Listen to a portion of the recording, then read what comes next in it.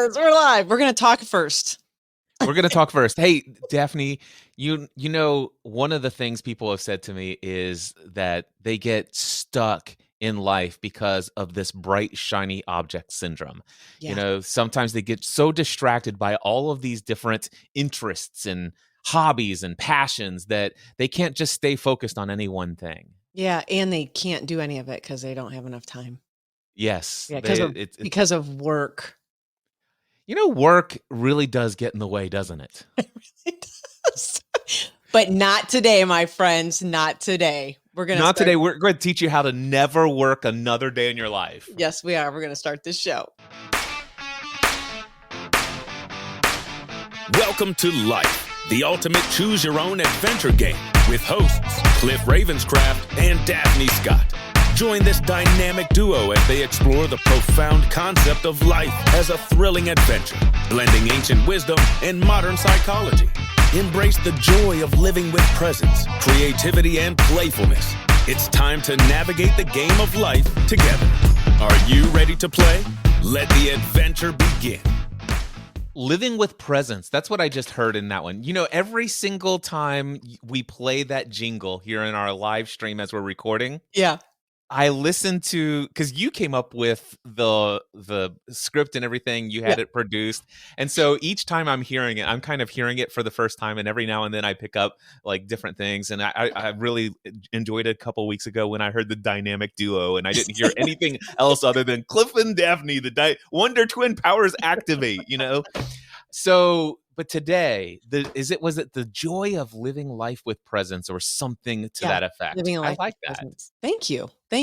You know, I'll be honest, when I put that together, I heard it and I love the guy's voice. I forget the actor's voice, his name, but he had a great voice. And I thought, oh, it feels a little long. And you know, you're sort of in writing, it's sort of like the idea of like killing your darlings, right? You're like, okay, well, what parts of this, you know, it's harder to write short. It's easier to write long.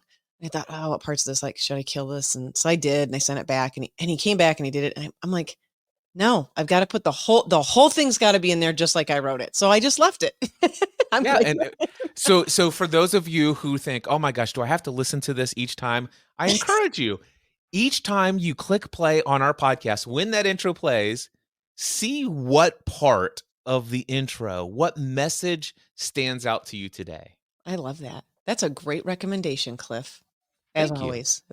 Well, speaking of today, we are going to be talking about just this whole idea. And I loved how you kicked off the show, right? I'm getting distracted by these other interests that I have, these other things that I might want to do. It's a distraction to me. I should stay focused solely on work, I guess.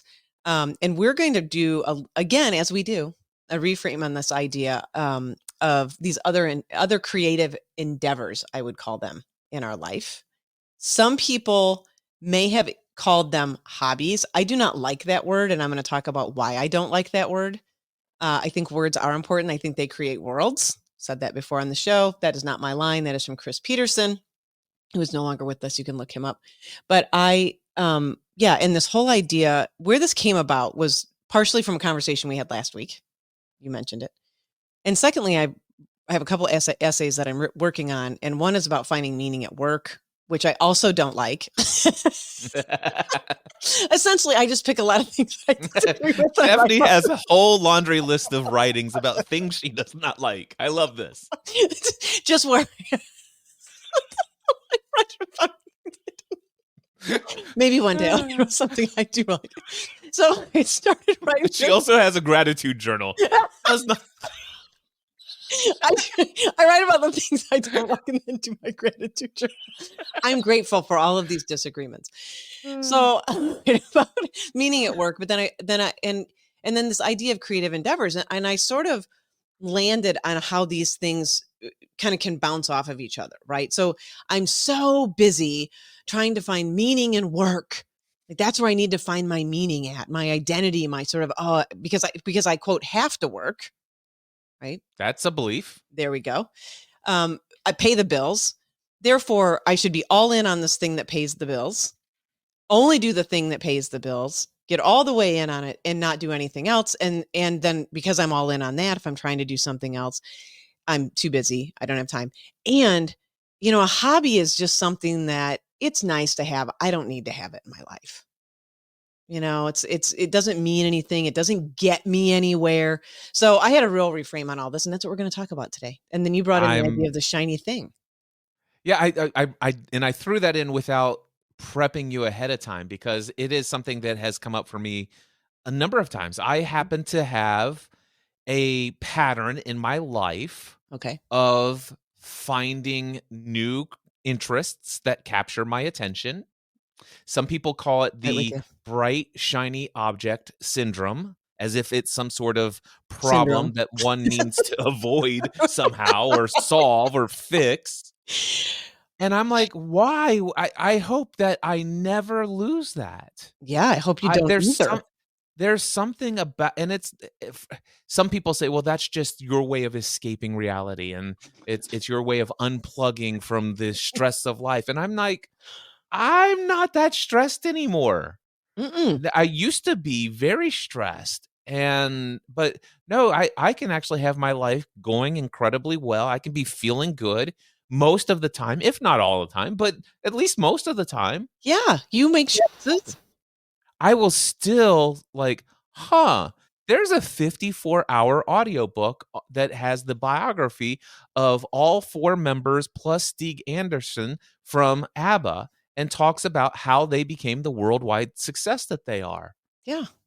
And then all of a sudden I'm like, I like ABBA. I wonder if I could get this 54-hour book. And I listen to it every single day for hours a day. And then I'm like, I wonder if I can find ABBA in concert live. And so 2 or 3 hours of that day would be spent watching ABBA in concert. And I would be uh, looking up, hey, I wonder, can I find the Magic of ABBA cassette that I had when I was a kid? Yeah. And it's sitting right behind me. And I wonder if I can go find a cassette player that will play this cassette tape. And I'm just like, And let I'm me guess, and then every once in a while a voice creeps in that's like, you should really be working on something valuable. here's the thing. That voice used to come in all the time Yeah. when I was obsessed with things, but I will tell you what, that voice doesn't come up anymore. Yeah. And so and for me, it's like, no, this is amazing. You worked And on it, right? Like that was the whole point, is that you were able to see the voice and recognize, I would imagine. This is my experience. And by the way, similar interests. I'll get into my hobbies in a minute. Hobbies. My interests. Similar. And I had to work on that voice too. Right. And what's really true, I have never, and I've had people ask for advice, how did you become successful in your career? How did you do all these things? And here's what I tell everyone. I have never lost in my life, so to speak, by following the things that I was interested in. I've never, and I don't know why agreed. I'm interested. Yeah. Would you agree with that? I mean, Absolutely agree. I Yeah. never know why I'm interested in something or what gets my attention about that thing. I simply follow my interests, and it has yet to put me on the sort of losing, if I say losing side, yeah, I'm using that term loosely because it's losing. But I've never lost doing that. And somehow in a sort of interesting sort of synchronicity of life, they end up converging on each other. And it's Yes. fascinating. I want to share something with you. So when I was newly married, I brought debt into my marriage with Stephanie. And I brought a student loan. I Because of all brought, your interests. well, pretty much, yes. And my lack of delayed sense of gratification, or delayed gratification. But anyway, so I brought a lot of debt into our marriage, and Stephanie and I then shared with Stephanie how we can extend debt even further. So Let me it tell got you to how this to do it, honey. it came to this place where all of a sudden I'm like, oh my gosh, Stephanie, they just came out with this brand new computer system. I was walking around Micro Center. I just happened to be in the neighborhood. Of Love it. course, I drove an hour out of my way to get there, but I just happened to be in the neighborhood. And it's like, I can take out, you know what? If I had this computer, here's what I could do. And I would go to the bank and say, listen, I don't have any more credit on my credit cards. What can we do so that I could take out a personal loan for this computer? And I would be and I would actually be like once every 18 to 24 months, I'm literally trying to refinance all of my debt so I could buy a new computer, buy a new computer, buy a new computer. And it didn't make any sense at the time. I felt a lot of guilt and a shame about it, but at the same time, I'm like, no, I have to have this. I'm convinced that I need to do this. Now, at the time, I'm working in my mom and dad's insurance agency. There's absolutely no reason I need any of this stuff but it's just a hobby. I want to write blogs. I want to be online. I want to connect with people around the world. I Just don't a know. hobby. It's just fun. It is Yeah. just fun and fulfilling, and I enjoy it and I love it, and it seems to be a part of me connecting people and really encouraging others. It's like this is what I want to do with this. And then I look today, if I only knew then how all of those investments would pay off in the way that it's paid exponentially way more than I ever borrowed. Yeah. It's amazing to me. It is amazing. I mean, when you follow, and a similar thing for me, I started out my career, I was a physical therapist first, started out my career that way, loved it. And there was a day when I realized, I heard this guy speak and I realized, oh, that's what I want to be doing. Mm. And it was as if I couldn't stop myself, and I had done improv training. I'd been a performer, so on and so forth. And I thought, wow, this gift of speaking that I had been given and all of it. And so I just kept following it, and it was shocking. Now, what really came out of all of it, which is even more shocking, I'm doing improv classes, which, by the way, if you're listening and you've not taken an improv class, I would highly recommend it. I learned so much.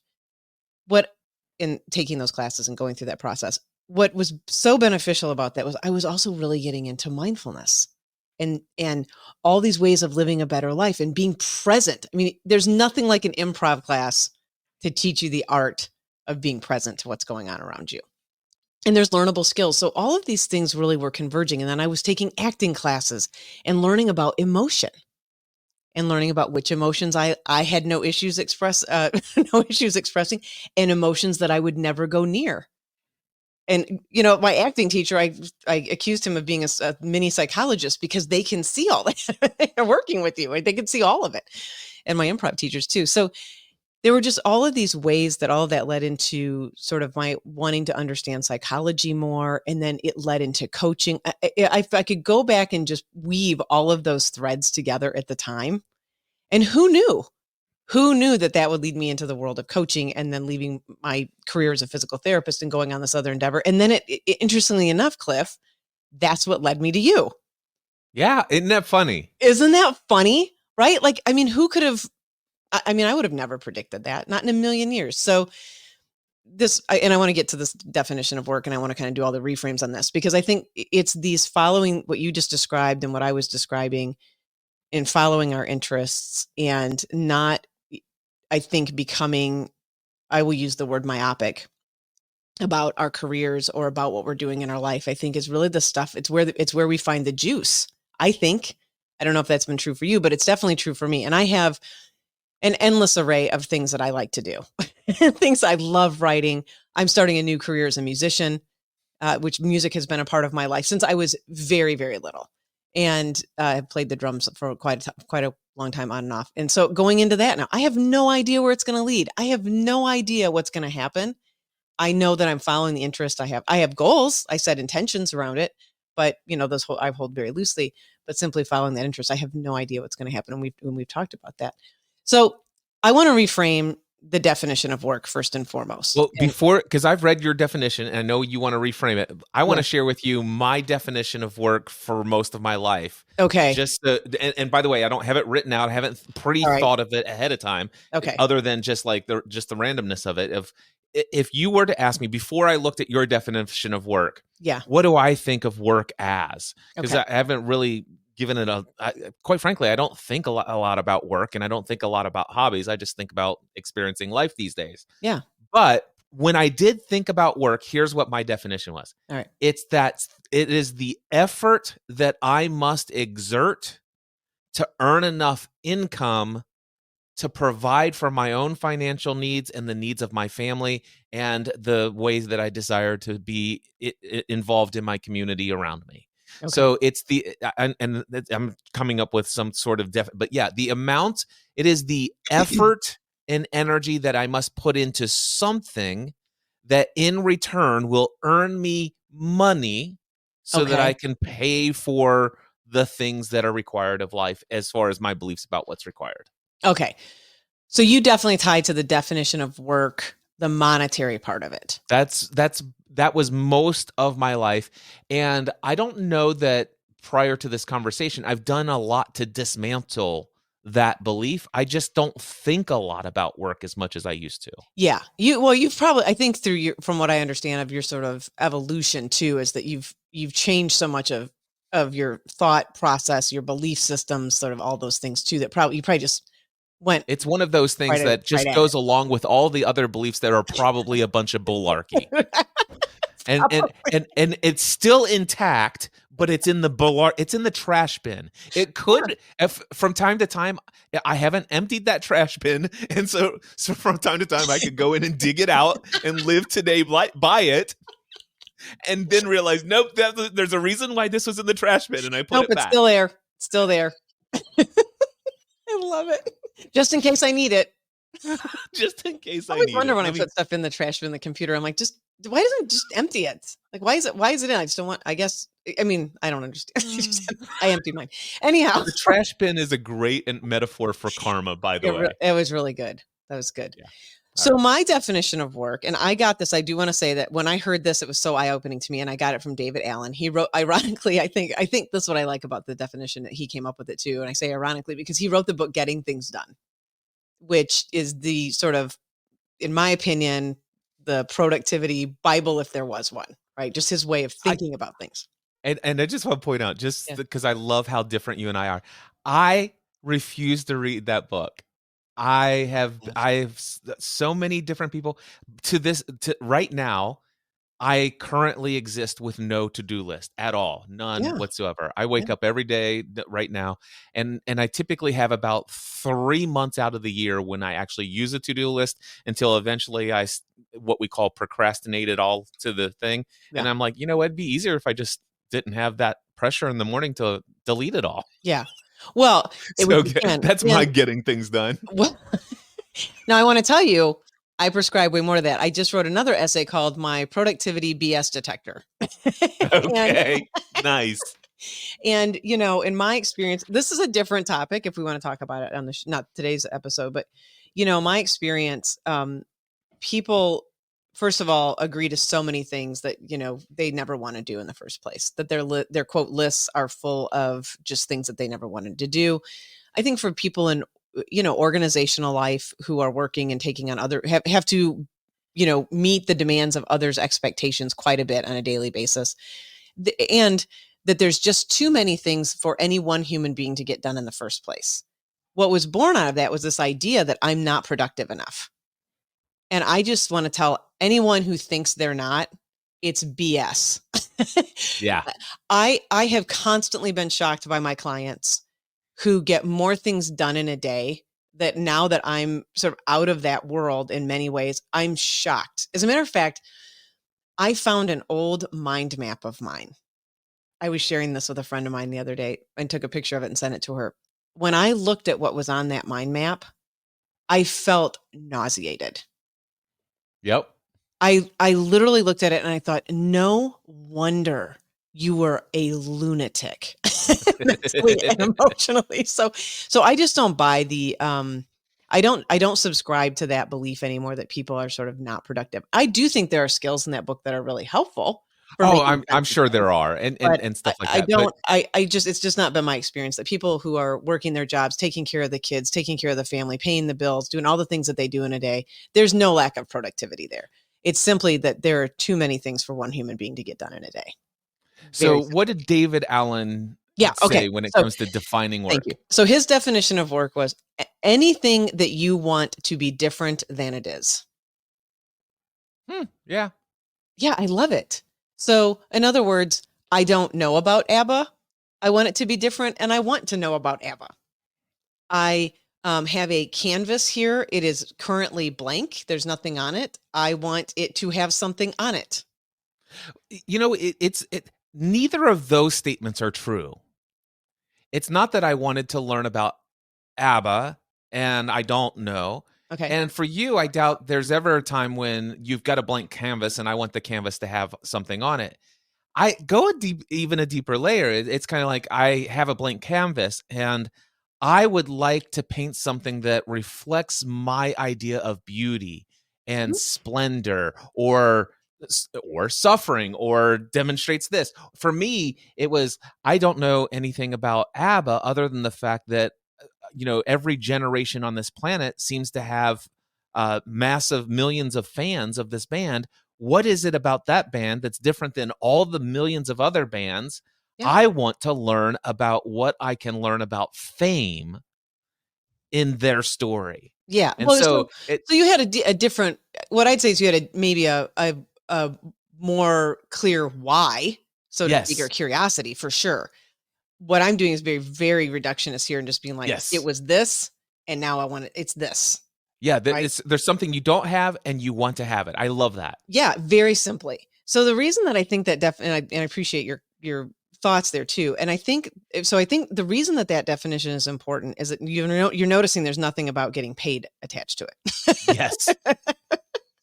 There's nothing. Although, because Cliff has the Neuro Association, I can tell you in what ways I have financially benefited Yes. from the study Yes. of ABBA. Exactly. And your interest in computers and your interest And my in interest technology. and every other interest. I can Yeah. find a way to take that, what was not that I desired to be, and that investment of Yes. what we'll go with the work.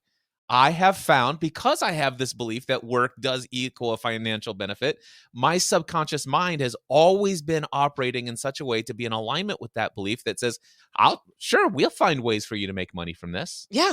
Which is great. Right. So you just Yeah. added that part to it. Let's for those who are listening and may not know, you also started podcasting about the show Lost. Yes. That was your first podcast, right? I think it was your first one. It was our very first podcast, was all about the TV show Lost, and it was just a hobby. It was just for fun. Hobby. Wasn't paying the bills, man. There was no need for it to financially benefit our family. I just needed some outlet for my interest in this early technology of podcasting. How does it work? Here's something that I could talk about. Yep. This is something I can involve my wife in. Yep, this is going to be fun. Yeah, it's going to be fun. I'm interested in this. And, you were podcasting when who knows how many thousands of hookups there were. Having to learn all the technology that was it was very fledgling at the time, right? Oh, yeah, it was brand new. Yeah, it was brand new. So, yeah, so you followed that interest. So I like that. So it's just something, just distilling it down. It's just, I'm starting here. It's going to go over there. That's it. It's not attached to money.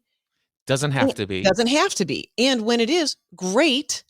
And then this is the second part of this, is the idea of finding meaning in our work. So I really want to dive into this because once we can unhook, I think, a little bit of the idea that work is something I do just simply to pay the bills, which, by the way, it's okay if that's how you see work. I'm offering, and we're offering here sort of a different way to get at this, because I find that people who have many creative, i.e. like yourself, Cliff, and myself, many creative endeavors in life have a robustness to their life, and it gives a certain freedom and a certain way of balancing. When people talk about work-life balance, by the way, also a dichotomy I don't like. We're just going to make this show all the things I don't like. Work-life balance. Work-life balance. It's a false dichotomy, first of all. It's like either you're at work, either For you're me, alive, you're alive or you're dead, I guess. Mine is work, work, work, work, work, work, work. Work, work, work, work, work. And eventually I will cease to physically exist. There you go. There it is. Exactly. Seriously, for me, that is a joy-filled life because, well, I view work in a completely different way than I used to. And that's what I'm proposing. And I think once we can start to see it in a different way, and once we can, it opens the door in many, many ways. First of all, it gets rid of this idea of that I'm out of balance in some way. It's sort of it's sort of like forced fun in a way. And I think the conversation around finding meaning at work is sort of like forced fun. You're going to go here and have a good time. And I think that's the part of it that I push back against so much, that why not we just sort of sit with finding the meaning in our life. Period. End of discussion. And then there's all the doing that happens and all the things that I'm interested in and all of the things that I'm excited about. And it may be, and hopefully it is for you listening, that when the alarm goes off on Monday morning and I know I'm going to go to the office, I'm excited, or I'm going to get behind the computer. I am thrilled to be doing that. Right? That would you could have the blessing of waking up on Monday morning and say, oh, I'm podcasting with Daphne today. Exactly. I mean, come on. Or last night going like, I get to put this outline together. Oh my gosh, this is going to be great. I mean, that's the whole point. Yes. And that you're excited, right? I mean, that's the experience that's possible. And so I provide a lot of the context around this to support a shift in the consciousness, to say, let's reframe this. Let's talk about this in a different way. I feel led to just tie this into last week's episode. You're excited. And if we think about ourselves as energetic beings, and we think about emotions, our energy in motion.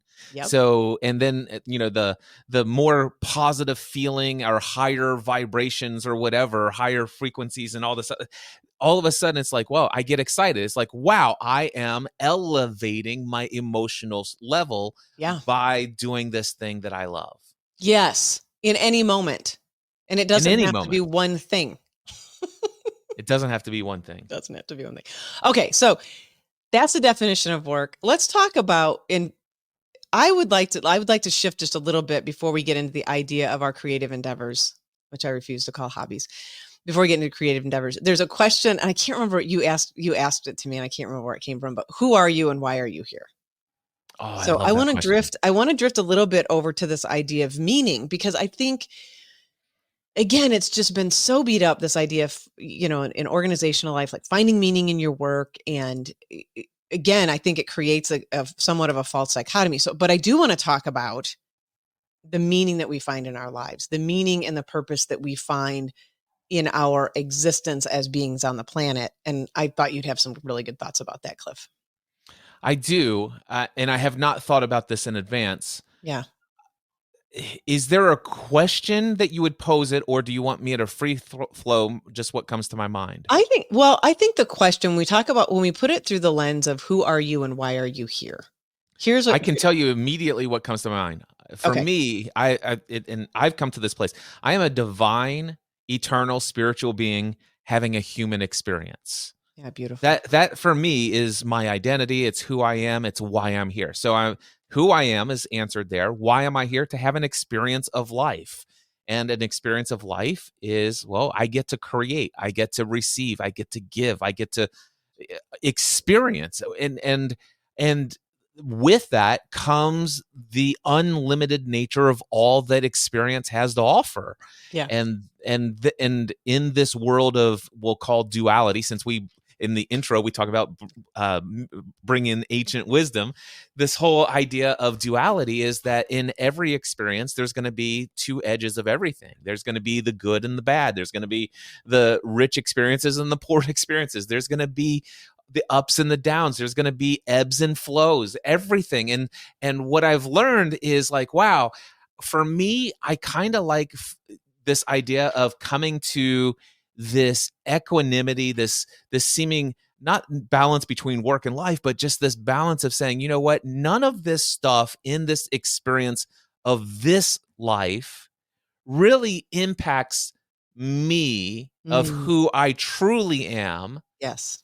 And it's how I can experience this world of extreme joy in some areas and extreme suffering in other areas, great pleasure and great amounts of pain, and yet at the same time just experience it for what it is, and it is the experience of life. So for me, life doesn't need any other meaning for me other than to exist, to be, to witness, to observe. So Yeah. that's what comes up for me today.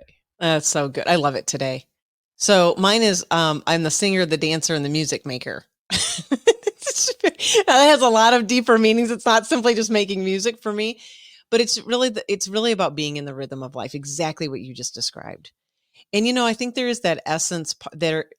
In my experience, there is the essence part of us that is truly witnessing, truly simply the awareness. And this can be a little foreign if you haven't had that experience of simply recognizing that the isness that you are is really unaffected by the things going on, or maybe unimpacted, maybe it'd be a work, but unaffected by the things going on around us and even inside of us, that there is this beingness that just is the isness that's always there, that is just watching. It is just observing. And it's a great meditation to do, right? Who's the one noticing? It's my favorite question in the whole world. Anyway, I think the question itself, who are you and why are you here? When I first heard that question, I had a lot of sort of like, and I think as I've asked people the question, the why are you here, people do attach it a lot to doing. Right. Why are you I here? Well, I'm I here to. definitely did. Who am I? I am a professional speaker. I'm a coach. I am a Yes. teacher. And the reason why I'm here is to encourage, equip, inspire, to teach, to serve. Yes. And it was all about who I am and my meaning in this world. And what quite frankly, what I did in doing that is I attached my sense of well-being to how well I was doing. Yeah. And in the moments and opportunities, I could say that oh man, I really wish I could have some time off. I really wish I could go and just sit back and relax and enjoy vacation.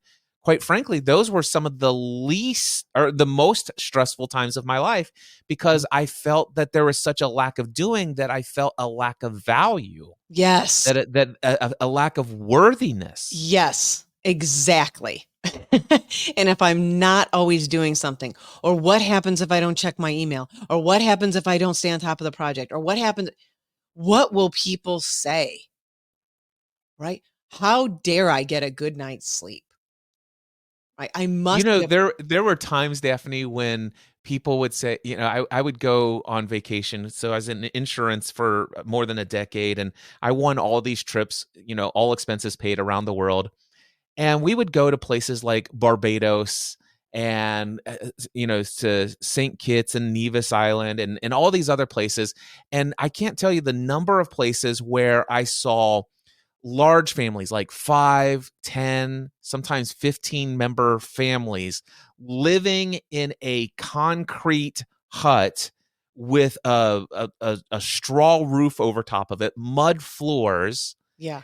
And the entire family lives in this thing that's about the size of my walk-in closet of my home back at home, and the joy on their faces.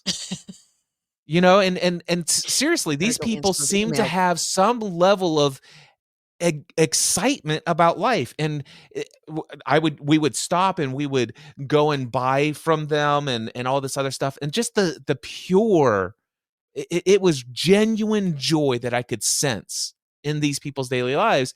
And there's a part of me, it's like, how is this possible that they could have this joy without all of the things that make life enjoyable? Yeah, like all the bills that I have back at home waiting for me to pay when I get back. There's a story, I'm gonna butcher it probably, but there's a story, I'm sure you've probably heard it, but it's about this guy who meets a fisherman. Like, Yes, right. yes. And he's like, well, what are you doing? He's like, I'm catching fish. Like, and then I'm done for the day. I'm going to go home and enjoy my family. He's like, if you get 2 or 3 more boats, you can fish and then sell all the fish and make a lot of money. He's like, well, what will I do after I make a lot of money? He's like, well, you can get more boats, and then you could get more fish, and you could sell that. And then you could build a company. He's like, well, what am I going to do once I build a company? So the guy, without dragging the story out, the guy keeps down this path, and he's like, and then finally, you'll have all the money and then you can retire and go home and enjoy time with your family. Well, exactly. And then you could just come out here and just fish a little bit and Fish enjoy a your little. day and have the siesta with your friends. That's exactly it. And you know what, Daphne, what's so funny is I got to the place where I enjoyed that story so much that I lived my life that way for a while. Yeah. And then I bounced back to the old way of thinking and being in the world. Oh. And because I have 719 episodes of the Cliff Ravenscraft show. Yes, you do. And there are only a handful of them that, quite frankly, I'm embarrassed by today. And one of them is called, I think the episode was Build the Boats. Okay. And like everybody tells this analogy, this story, this metaphor of this guy. And it's like, well, don't you understand how much value you could add to the world? If you build the boats, well, somebody's got to build the boats. So you're helping that family do this. And if you buy more boats, then there's more boats that need to be built and people have to ship them. You got people that need to work the boats and all this other stuff. Yeah. Do you not see how it's like by you not doing what this guy is saying, do you see how you're making life all about you and what you want? And I'm like, get out there and do things. Well, okay. Let's hold that as somewhat true though, right? Yeah. Like, because although the ending was like, okay, maybe you're not selfish. What we are talking about though is the consciousness from which you come to building the boats. Yes. Right? So the guy who was encouraging the fishermen to build the boats wasn't really clear. And I think that's part of the story that I don't remember it coming out in that little vignette very clearly. It wasn't entirely clear the consciousness from which he was speaking, but it was implied. Yeah. Right. He wasn't clear why he was building the boats, and he wasn't clear why he was encouraging this guy to build the boats.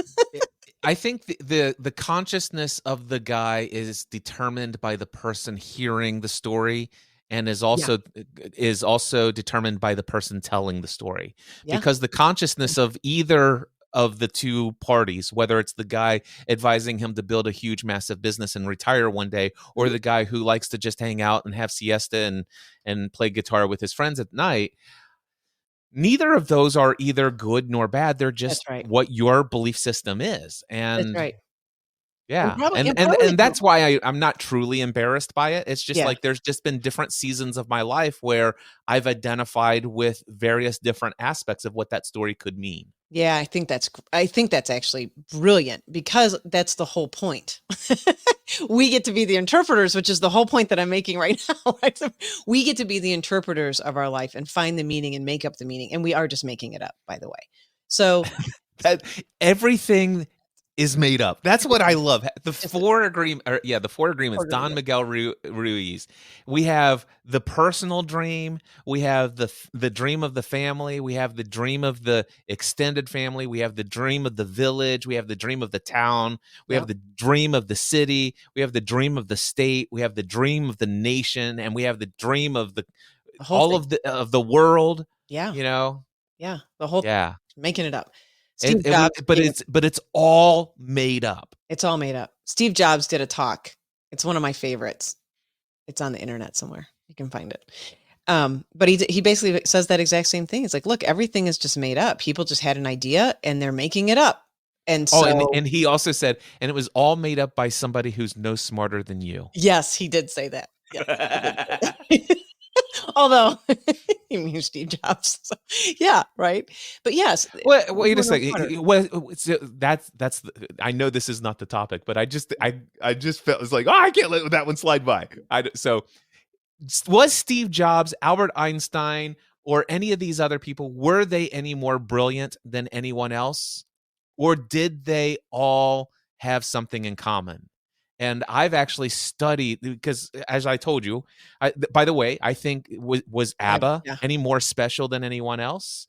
They just put some patterns of things that have worked throughout all time and all history. Yeah. And there's a reason why they have fame. Well, and it is reproducible. Well, it is. And the timing. So actually you turned me on to, I hadn't watched the Beatles Get Back. Yes. Let It Be. Yeah. I meant to tell you that I've been watching it. And there's also something to timing too, right? There is. They were incredible songwriters, hands down, without a doubt.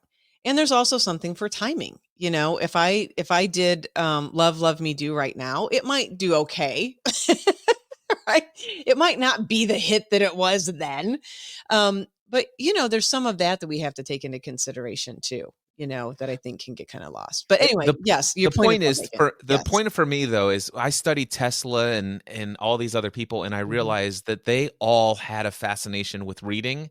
Yeah. And they all studied ancient wisdom traditions. Yeah. And they all studied what today we call mindfulness and meditation and altered states of consciousness. Yes. And I don't know that any of them were all any more of a quote unquote just natural born genius than anyone else. It's just that they trained their mind to think and work in a way that's different than maybe what we might currently be training our mind to think and work. I think that's probably true. And I'm also willing to bet that they followed their interests.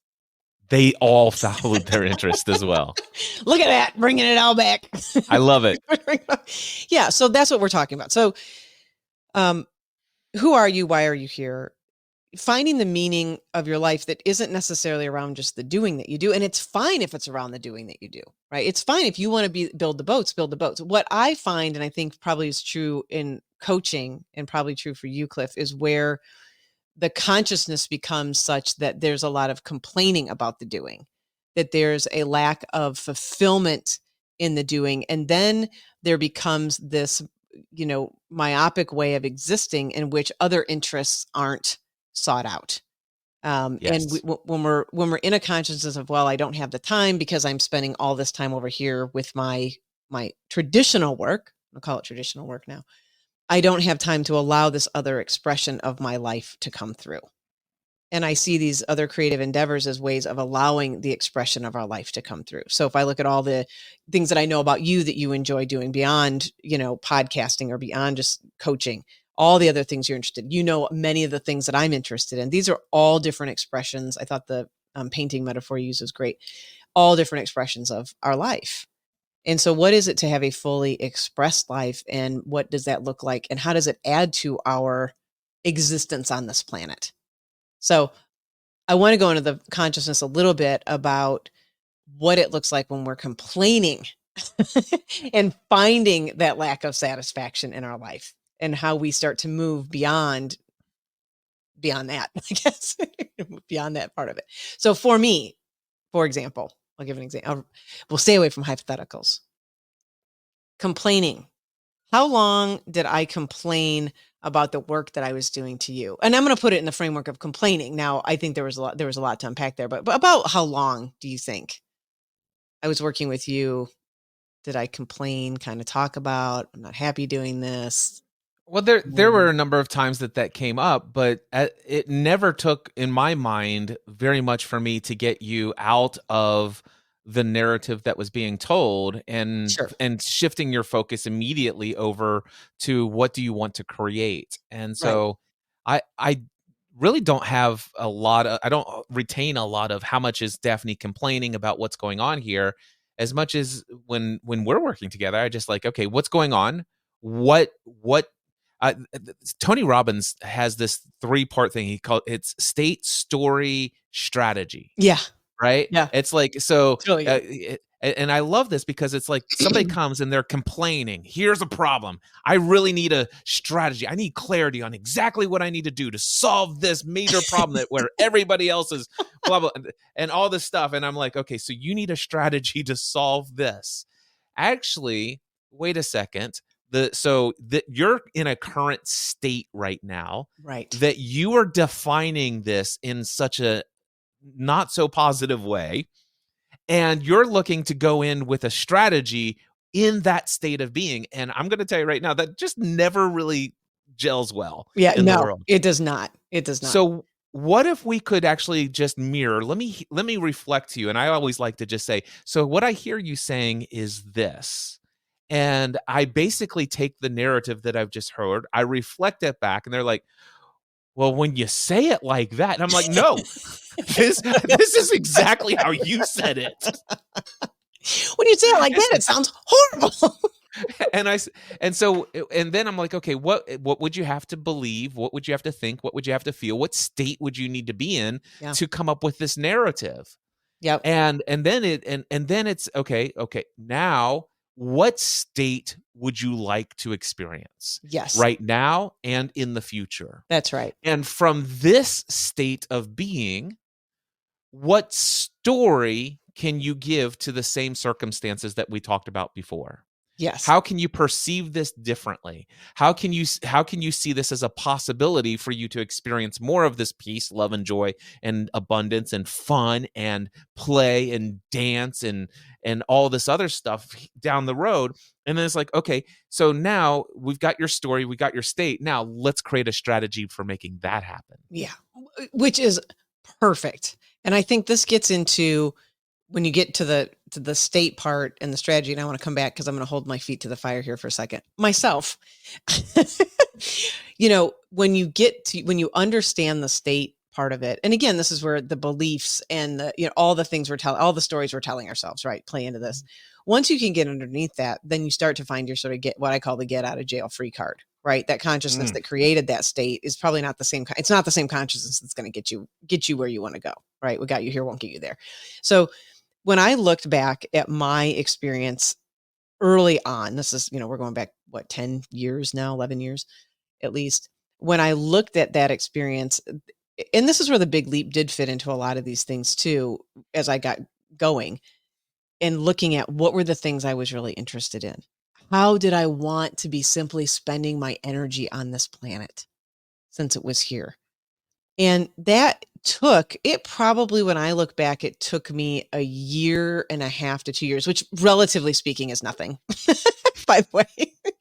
But, a good 1.5 to 2 years of getting myself comfortable. And you talked about this too, Cliff, of sort of the identity that was there. I mean, I was a physical therapist. I spent years investing in that career.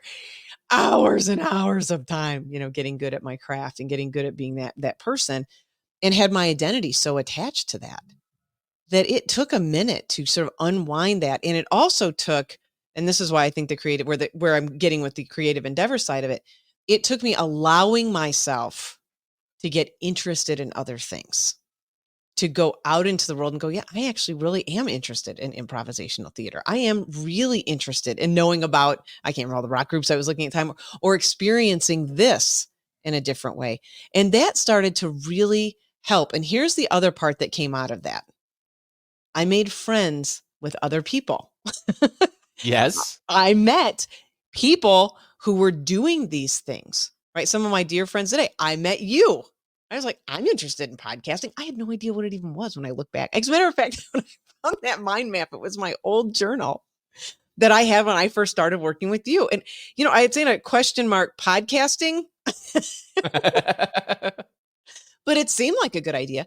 And I think this is the other thing that comes out of us following these creative endeavors, following these things that we're interested in, doing these other things and reframing this in work, because we meet other people. We create different networks. We're not simply hanging out with just the people that we work with in our 9-to-5 job, so to speak. Yeah. Right. And I think that adds the spice, sort of the energy, brings the energy into our life too. So as I was on that journey of letting go of a little bit of that identity and reworking that with myself, then it kept opening the door for me to follow these other things that I was interested in. And I really think that is part of when I work with people and work with clients who are talking a lot about work-life balance, what I find is none of that exists. None of it. They're simply not allowing themselves to do the other things that they're interested in either. I don't know if you experience that with your clients. I experienced that with some clients. Yeah. There seems to be this philosophy. I wrote this down before we started. Find work that pays a lot of money quickly. Work tirelessly night and day to amass as much wealth as quickly as possible. The goal is to earn enough money to retire early and never work again. Okay. That's what I see in a large number of people, and the people And then once you who get all the money, to fear yourself to death about losing it. well, they haven't quite got there yet. They Although will. by the way, I do have several clients who, I love when I get a client who has built this massive wealth, 20, 30 years. They just sold their business for $8 or $10 million. Yeah. They never have to work another day in their life. And they're like, who the heck am I if I don't Yes. do this? Yes. This is I some of what I'm pointing to, Cliff. it, That's exactly it's it. Yeah. these are some of the most depressed people that I've come across. Yeah. And that's not an exaggeration, it's not hyperbole. They literally have lost all connection with their reality. Yeah. They just sold their baby. Yeah. They just sold their identity. They just sold their meaning. They just sold all of their purpose. It was all tied up in that work. And that's a big part of what I'm pointing to. And I've lived that to some degree. I mean, that's what I went through in, I don't know, 2014, 2013, probably, of really having my first dose, big time, of what is it to how, I'm I'm going to start a new career, but why does it feel like I'm leaving part of myself? What? And I left my job in July last year. I had had my own business. I took on a little bit of a corporate gig for a few years, and then I left that again. And it wasn't, I'm fascinated by the number of people who it's like, well, what are you going to do? Like, how are you going to spend your time? Like, what are you going to do? And I'm like, I have no lack of things that I'm going to do. I'm more busy now than I actually probably ever have been, doing things that I love doing. And I think that's exactly what I am pointing to also, Cliff, is that when we don't allow our full expression of our life to come through, then it does start to feel that way. And I do think that it's a real jangle for people. And Yeah. and I lived it. I mean, I went through it many, many years ago. And then this last time really wasn't a big shift at all. It was pretty seamless, actually. It was effortless, really. And so, I think that's the call of following these other interests and not knowing where they'll lead. And then all the people that I've met along the way. Yeah. Yeah. Which is really a big deal. There are two things before we wrap today I want to share, because I had written down some things and I wanted to share with you. I'm like, I don't know if any of this is going to come up in our conversation today, Well, but it fits here. Yeah. So I was jokingly sharing with you what I think is in the mindset of several people. I had the opposite of this, and it still led me to some not so great results. And that was, I had this belief: find something that you love to do so much that you would do it for free. Then become so good at doing that thing that people would be willing to pay you to do it. Now, for me, the importance of this is the idea of finding something that you're passionate about, and the idea of mastering a skill. And it suggests that if you truly love what you're doing and you dedicate yourself to excelling at it, you can turn your passion into a profession. And if you hold on to this belief, your well-being will be supplied for. But there's, what I've discovered, Daphne, is there's still, in my interpretation of that philosophy, there was still this tie of what money equals work equals money, and even further, at a deeper level, enough money coming in or available to me equals well-being, and well-being equals my peace, my love, my joy, my overwhelming sense of abundance, my worthiness. So much was tied to that. And what I'm saying is that, there's beauty in all of these different options. We talk about this. This is life, the ultimate choose your own adventure game. And there is nothing wrong with going out and finding a lot of money quickly, going in and hustling for a season of your life, retiring early, and then going and enjoying life. There's nothing wrong with, just finding something that you love to do. Ride it out for many years, excel at it, become increasingly better at it. And hopefully maybe one day you will get incredibly well paid to do that thing that you've mastered. The thing is, though, at some point you're going to have to find out, what is my identity and how much of it is determined and tied to doing, and therefore not enough effort and not enough value is giving to the being alive. It's the question of how many people, Daphne, when you said you were retiring, said, what are you going to be for No the one. next 5 to 10 years of your life? No one. They were all very concerned about what I would be doing with my time. So Very concerned. there is one quote that really resonates with me today, and it's one that I love so much. He says, and it's got the he language, but we'll just go with it before what it Sure. is. It says here, the master in the art of living. And by the way, can I just say how much I love the phrase "the art of living"? Yes. This isn't the science of living. This is No. the art. If It I is an didn't call art it a form. game, the ultimate choose your own adventure game, we could have called life the ultimate choose your own adventure art or something. Yes. Yeah. Agreed. All right. So find a job you enjoy. Actually, no, that's the wrong one. The master in the art of living makes little distinction between. Now, makes little distinction between his work and his play, his labor and his leisure, his mind and his body, his education and his recreation, his love and his religion or spirituality. He hardly knows which is which. He simply pursues his vision of excellence at whatever he does, leaving others to decide whether he is working or playing. To him, he is always doing both. So good. That is whose quote is that? That is James Michener. James Michener. That's right. Yes. Who we learned as an author. Yes. That's a beautiful quote. And Cliff, I think that part about, and again, come back to the show, the title of the show, right? The game of life. And so where are you playing all the time? And that's why I like to reframe, and that quote does it very well, reframe this whole idea of, quote, work, and simply seeing our life as life and following the interests and the things that we want to do and having these creative endeavors and making it all a form of creation and all a form of creativity, because that's what I find that it is. I love it. I love it too. I think we're going to wrap the show. That's a great way to tie up this episode. Well, your quote was great too. All right. Well, we are going to wrap up this episode. Let's see what announcements we have. You can find us at cliffravenscraft.com and daphne-scott.com. I mentioned my new endeavor with music. And if you're listening and you know anyone that's a professional musician, I would love to speak with them. That would be awesome. You can email me at daphne@daphne-scott.com. And if you are more interested in getting on with your creative endeavors, please reach out to Cliff as well. More coaching going on over at cliffravenscraft.com. And you just did it. By the way, I do want to promote here your latest Cliff Ravenscraft podcast. Oh yeah, episode 719 of the Cliff Ravenscraft Show. It's so good. It is so good. Which one was that? It was they will remember how you made them. Oh yes. Yeah. They will.